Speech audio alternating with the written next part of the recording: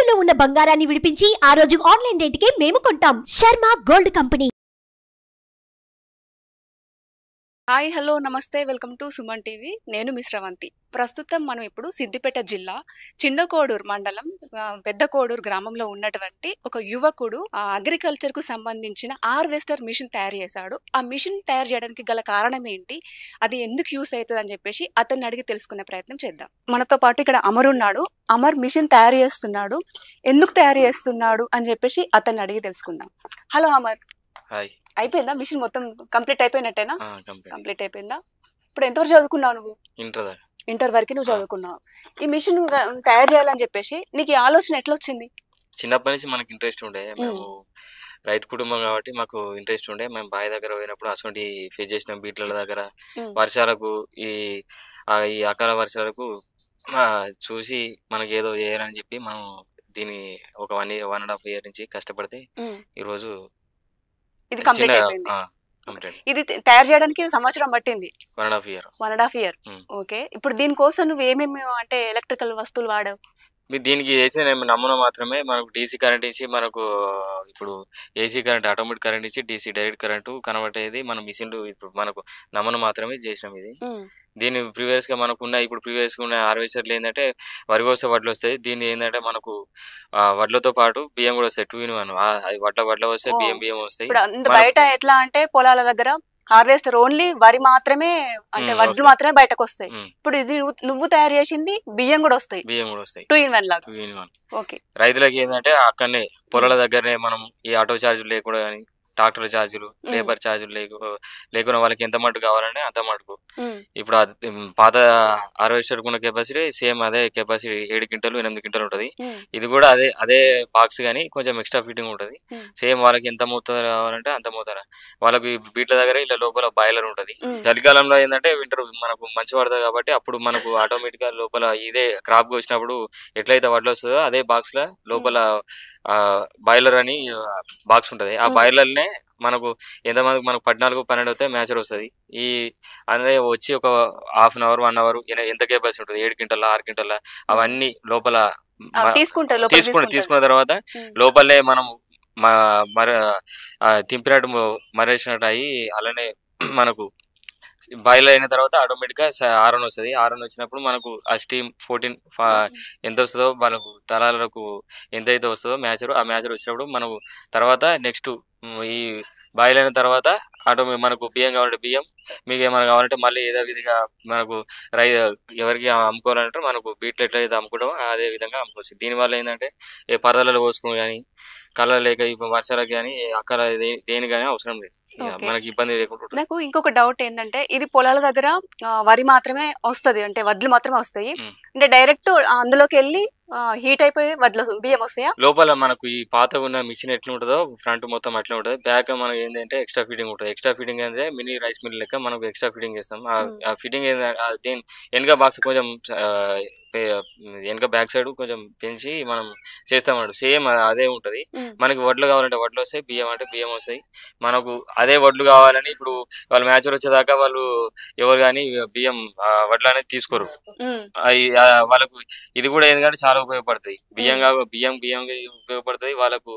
మనకు డైరెక్ట్ మిల్లులకు దళాలకు కూడా అమ్ముకోనికి ఏంటంటే వేడి అవసరం లేదు. ఎండకు పోసుకుని కానీ మరీ పచ్చిగా మనకు అంటే వరి కోసేటప్పుడు అయితే పచ్చిగా ఉంటాయి. పచ్చి అయినా కూడా అట్లా బియ్యం లాగా వస్తాయా? లోపల మనం పోగానే మనకు ఇవి ఎంత మటుకుంటాయో అలా ఇప్పుడు 7 క్వింటాలు 8 క్వింటాలు అయితే ఎంత ఉంటాయో అదే లోపల ఒక టైం తీసుకొని మనకు ఆటోమేటిక్ గా మనకు అయిన తర్వాత ఆరన్ వస్తుంది. ఆ సైరన్ వచ్చిన తర్వాత మీకు వడ్లు అంటే వడ్లు వస్తాయి, మీకు కావాలంటే బియ్యం అంటే బియ్యం టైం తీసుకుంటది అంతే. మీకు అక్కడికి బయట పోయే ఇబ్బంది లేకుండా ఈ సన్నకారు రైతులకు ఏంటంటే లేబర్ ఛార్జీలు లేకుండా ట్రాక్టర్ కి ఇట్లా ఛార్జ్ లేకుండా మిల్లులో పోయి బాధ తప్పుతుంది. కళ్ళలో పోసుకొని బీట్లలో ఎరువుసుడు తప్పుతుంది. ఈ పాదలు పోసుకున్నాడు ఇవన్నీ ఎలాంటి ఇబ్బంది లేకుండా అప్డేట్ వర్షన్. ఓకే. ఇది 2 in 1 లాగా నువ్వు చేసిన మిషన్ 2 in 1 లాగా పనిచేస్తుంది. వడ్లు అంటే వడ్లు, బియ్యం అంటే బియ్యం. ఓకేనా? అంటే ఎన్ని క్వింటాల వరకు మనం అక్కడ స్టీమ్ చేసుకోవచ్చు? మనం చేసుకునేది 7, 8 మనకు వచ్చేది పాత వచ్చేది మేము ఇప్పుడు చేసిన దాంట్లో మనం పెంచుకోవచ్చు. కానీ మనకు 7, 5, 5, 6 అయితే 5, 6 క్వింటాలు మనకు బాక్స్ ఎంత అయితే వస్తాయో సేమ్ అదే బాక్స్ పెంచుకుంటే మన సైజు మేము చేసేదంటే చేసుకోవచ్చు మినిమం. ఓకే. ఇప్పుడు దీనికి సంబంధించిన మొత్తం నువ్వే రెడీ చేసుకున్నావు. నమూనాని ఇప్పుడు దీనికి సంబంధించిన మిషన్ గానీ వీటి గానీ మొత్తం నువ్వే రెడీ చేసుకొని చెప్పేసి ఈ మిషన్ నువ్వు తయారు చేసావు. ఇది ఒకసారి స్టార్ట్ చేసి మా కోసం చూపించవా? చూపిస్తా.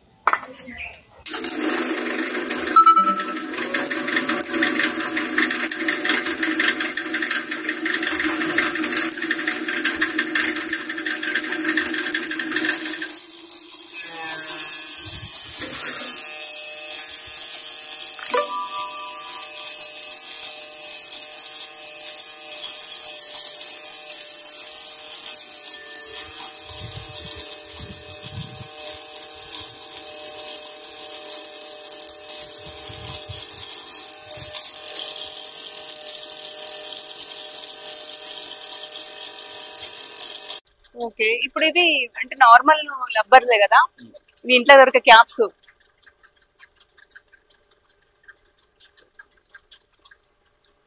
ఇవి ఇంట్లోకి సంబంధించిన ఐటమ్సే కదా, ఇంట్లో మనం రెగ్యులర్ గా వాడే ఐటమ్స్ తో నువ్వు తయారు చేసావు కదా, అంటే బయట నుంచి తీసుకొచ్చుకోకుండా. ఇది ఆఫ్ చేయి. ఈ మిషన్ నువ్వు తయారు చేసావు కదా, దీనికి నీకు ఎంత ఖర్చు వచ్చింది?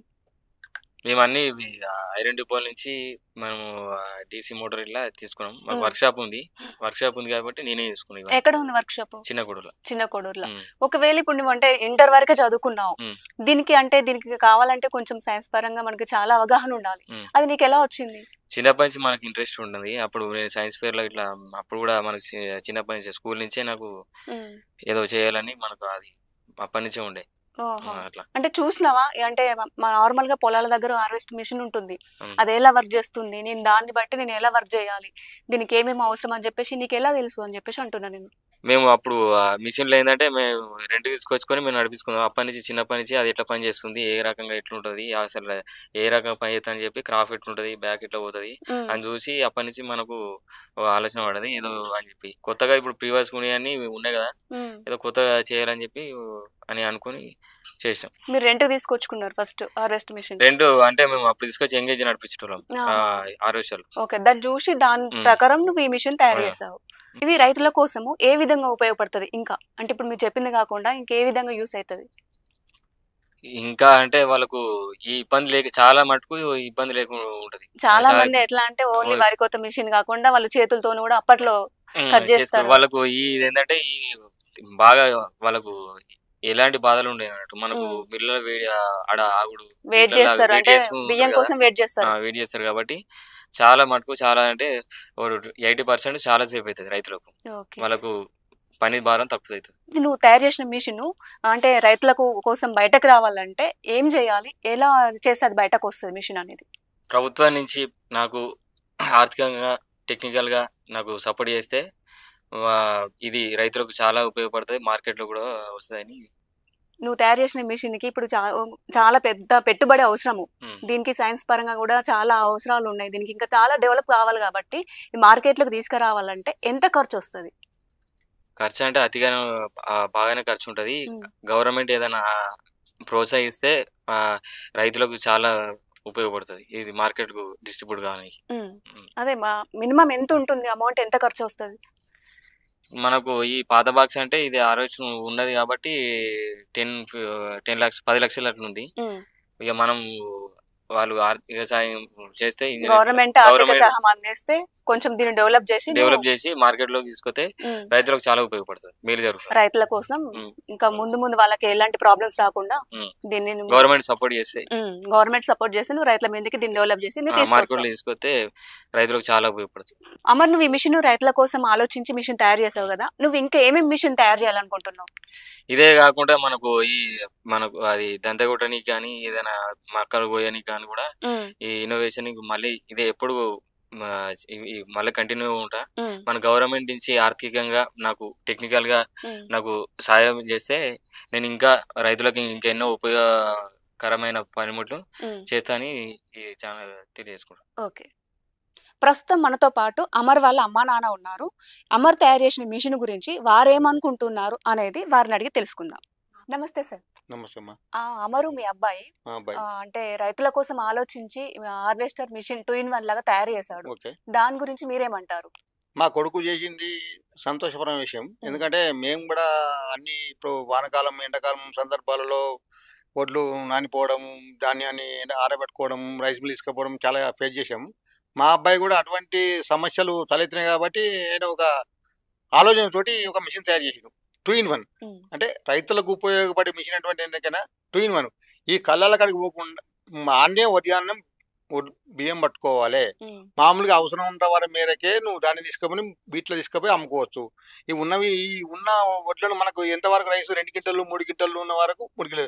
కానీ కాకపోతే ఇంకా వేరే వాళ్ళకు కూడా ఇంకా సందర్భాలలో కొన్ని సమస్యలు వస్తాయి. ఎందుకో దానికైనా పచ్చి ఓట్లు ఉంటాయి, తేమ శాతం తక్కువ ఉంటుంది, దానికి ఎట్లా అవుతుంది పాసిబుల్ కాదు. కొంతమంది అందరూ ఇష్టమైన మాట్లాడతారు, ఎందుకంటే వాళ్ళకు రైట్స్ కాబట్టి మాట్లాడతారు. దానికి కూడా ఓకే. కాకపోతే ఒక గ్లాస్ టీమ్ ఉన్నది దానికి. ఆ గ్లాస్ టీమ్ ప్రకారం 15 నిమిషాల దానికి దీన్ని కట్ చేసేది ఎప్పుడు ఈ ఉన్న రైస్ను ఫస్ట్ మనం మార్కెట్ పోయే ధాన్యాన్ని కట్ చేస్తాం. తర్వాత ఇప్పుడు మన ఇంటికి తిండికి 1 మాడి 2 మాటలు క్వింటాలు 2 క్వింటాలు వేయడానికి ఆపుతాం, అంతవరకు ఆపుతాం. దాన్ని కూడా కట్ చేసి మనం స్టీమ్ ఒకవేళ డ్రై రైస్ అనుకో డైరెక్ట్గా బియ్యం తీసుకోవచ్చు. కాకుంటే నెక్స్ట్ తర్వాత ఏదైనా ఒక గ్లాస్ స్టీమ్ ఉన్నది. ఆ స్టీమ్ ప్రకారం దాన్ని ఒక 15 నిమిషాలు దానికి ఒక ఆరన్ వస్తుంది. ఆరన్ తర్వాత దాన్ని మళ్ళీ బయలు చేసి కూలింగ్ చేసి వెంటనే దాన్ని తీసుకోవచ్చు. అంత స్పీడ్గా దీనికి ఉన్నది ఆగరేసి అంతా ఇప్పుడు మనం మామూలుగా తీసినంత స్పీడ్ కాదు, కొంత నెమ్మదిగానే రైస్ మిల్ కూడా ఆ విధంగానే. అంటే రైతులకు బయటకు పోకుండా వేరే మార్కెట్లో పోకుండా వేరే దగ్గరికి పోకుండా వేరే రైస్ మిల్లకు ఆటోల ఛార్జీలు కానీ లేబర్ ఛార్జీలు కానీ ఎండిపోవడం ఎండబెట్టుకోవడం కానీ నానిపోయినటువంటి పొల్లు కూడా ఇప్పుడు దానిగా డైవర్ట్ ఇస్తున్నాం వీళ్ళకు. ఇప్పుడు ఏదైతే మనం వడ్లకు పంపిస్తున్నాం వాళ్ళకి డైవర్ట్ ఇస్తున్నాం వాళ్ళకి. ఈ ఉన్న నూకలు కూడా లెక్క డైవర్ట్ ఇస్తున్నాం. ఎందుకంటే రేపు పొద్దున మార్కెట్లో జాలి పడతాం కాబట్టి మన నూకలు మనకు వస్తుంటాయి. ఓన్లీ మనకు తినే అటువంటి బియ్యమే మనకు వస్తుంటాయి. మా కొడుకు తయారు చేసి దానికి సంతోషం. కాకపోతే ఇప్పటి యువతకు మేల్కోవాలని మా కొడుకు తయారు చేసిన అటువంటి మిషన్ సక్సెస్ఫుల్ అయింది. సార్, అమరు ఒక చిన్న పరికరాలతో మిషన్ తయారు చేసిండు. ఇది బయటకు రావడానికి ఇంకా ఎంతసేపు టైం పడుతుంది? దీనికి ఎంత ఖర్చు వస్తుంది? మీకు ఒక అనుభవం ఉంది కాబట్టి నేను అడుగుతున్నాను. మా చిన్న వర్క్ షాప్ మామూలుగా అంటే మధ్యతర కుటుంబం, ఎక్స్పెండిచర్ మనం చేయలేము. ఎందుకంటే గవర్నమెంట్ ఆర్థిక సాయం ఉండాలి, టెక్నికల్ గా సాయం ఉండాలి. అది ఒకటి మేము ఒక 1 వేల పోతున్నాం. బియ్యం తయారు చేయడానికి మేము నమూనా తయారు చేసినాం. గవర్నమెంట్ అది సక్సెస్ఫుల్ అయింది. కాకపోతే ఎంత గవర్నమెంట్ ఎక్స్పెండ్ చేసి మన ఇంజనీర్ సైంటిస్టుల ప్రకారం తయారు చేస్తే దానికి మేము అది ఎంత ఖర్చు అవుతుంది మనకి మేము చెప్పలేమమ్మా. దానికోసం మనకు అంతే మేము అట్లా చెప్పే ఉంటే నేనే తయారు చేసినా మార్కెట్లకు బిగ్గర్స్ పెడుతుంటాను. నమూనా తయారు చేసినాం. ఆ నమూనా 100% సక్సెస్ ఉన్నది. కాకపోతే రైతులకి నా కొడుకు ఒకటే విషయం కాదు, ఈ విషయమే కాదు, ఇంకో దంద కొట్టడం కానీ మక్క కట్ చేయడం కానీ పల్లి కట్ చేయడం ఇటువంటి విషయాలు కూడా తయారు చేయడానికి ముందుకు వస్తానని నాకు నమ్మకం అనుకోని. కాకపోతే ఒక యువతను చిన్నతనం ఎవరు లేదు. మనిషి నీ కొడుకు చదువుకున్నాడు, గింతే చదువుకున్నాడు, నా అటువంటి తల్లిదండ్రులు ఎంతో అనుభవించడం అటువంటి స్పేస్ చేసిన రోజులు ఉన్నాయి. కాకపోతే వాళ్ళకు నేను గుర్తింపుగా నా కొడుకుతో సాయం చేసి నా కొడుకును వాళ్ళను సహకరిస్తే వాళ్ళను ముందుకు తీసుకునే ప్రయత్నంలో నా కొడుకున్నాడు ముందు. ఎందుకంటే యువతకు ఉపయోగపడే అటువంటి కార్యక్రమం ఎటువంటి దురాలోచన లేదు కాబట్టి ఇది రైతులకు ఉపయోగపడే అటువంటి పని నా కొడుకు చేసి మరి ఎవరో చేసి ఏమో దోపిడీకం చేసి ఏమో చేద్దాన్న ఆలోచన లేదమ్మా. కాకపోతే మీరు లైవ్గా మీరు చూసినా నా కొడుకు విషయం అంతే ఉన్నది.